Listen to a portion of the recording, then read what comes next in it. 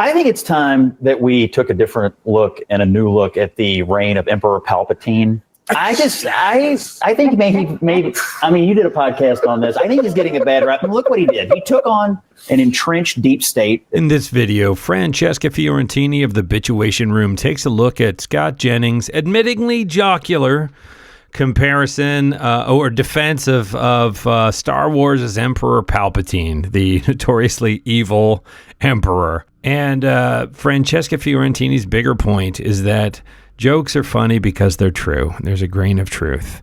So why don't we take a look at this together? We'll have a few laughs. I'll have some thoughts, and then I want to know what you think in the comments. If you guys have not been watching Andor on Disney Plus, I can't believe I just shouted out Disney Plus.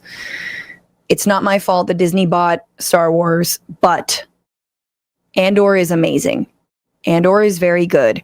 I have one episode left. I'm not going to do any spoilers, but if you really know the Star Wars universe at all, like, it's just all a giant spoiler because, like, these are basically prequels. And so, like, ultimately, you know, so I'm not really spoiling anything. And, you know, the Star Wars, evil empire, Jedis, rebellion, right? Jedis, kind of magicians of the rebellion. The resistance is, you know, the resistance. They're trying to fight the empire. Empire, very bad. Did bad things, like destroyed Alderaan in the very first Star Wars. Here we go. They have something, if you guys don't know, and I'm telling you right now, they have something called a Death Star. Now, the Death Star kills little planets. That's what it does, or big planets. It kills stars. So that's why I said Death Star. That's the point. Well, I guess the star would, you know what I'm saying? Whatever. It kills planets.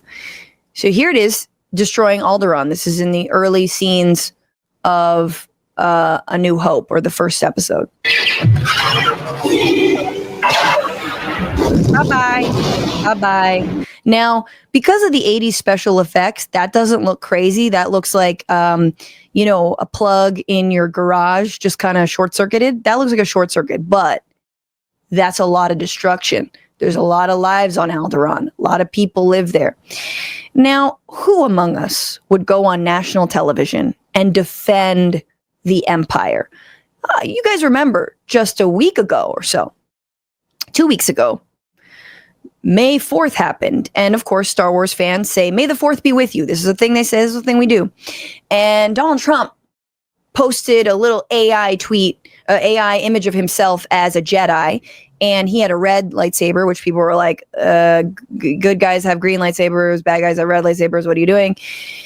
And, you know, then along with the AI image, there was a, we're not the Empire. You're the Empire. We're the resistance. It's like, you're the Empire. We all know you're the Empire. Stop trying to rewrite what you say you want, which is all power, being above the law.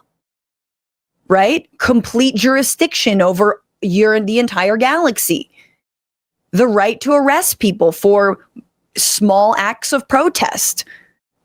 Just own your well, at least someone is owning that. And that is Scott Jennings, who, again, gets paid by CNN to say this kind of Here he is, and Van Lathan's also on the show, and he is like, cannot believe what he's hearing.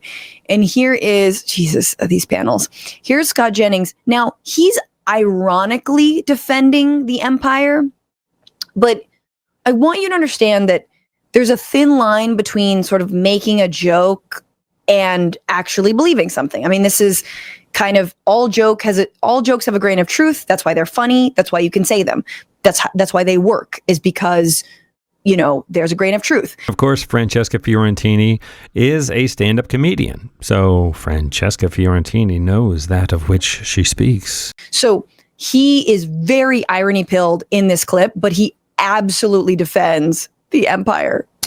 I think it's time that we took a different look and a new look at the reign of Emperor Palpatine. I think maybe, I mean, you did a podcast on this. I think he's getting a bad rap. And look what he did. He took on an entrenched deep state at the Jedi Council. He tried to bring order to the So Van Lathan's dying. Oh, he took on an entrenched deep state of the Jedi Council? No.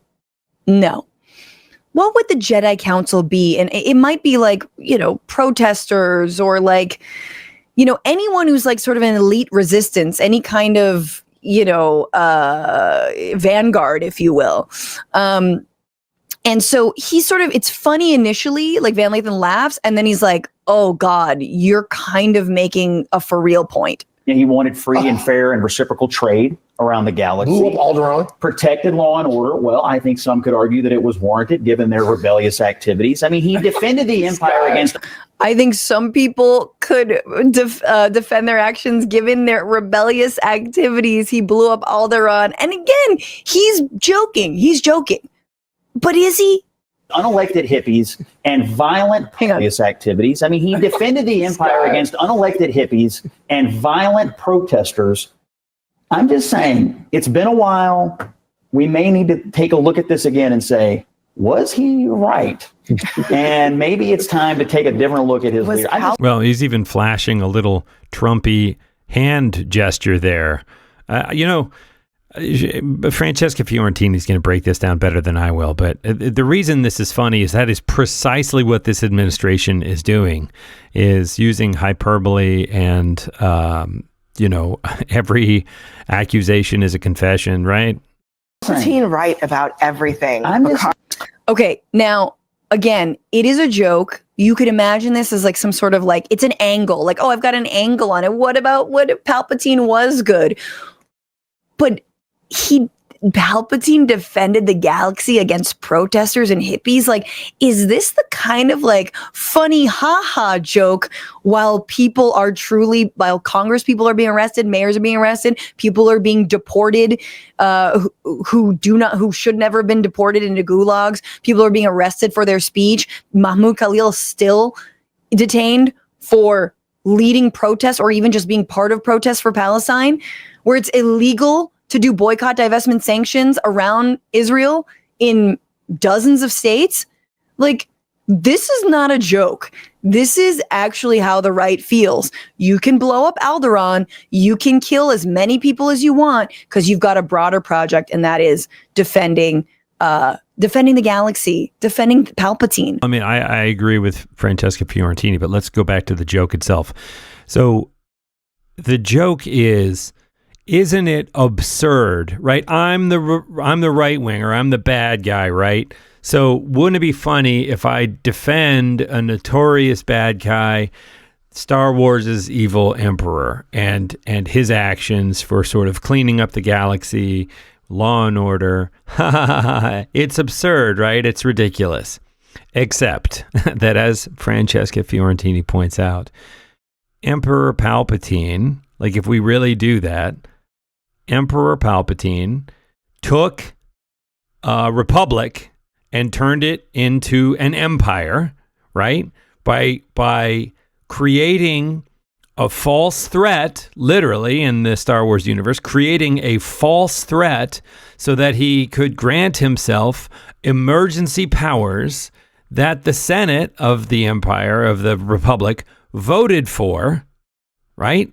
Emergency powers, emergency empire, the powers of an emperor, to unilaterally address this threat, which Palpatine himself created.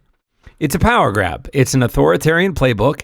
It is what is trying to happen right now. It's what this administration is trying to do with the unitary executive moves they're trying to make through Project 2025. So, except, yikes, right?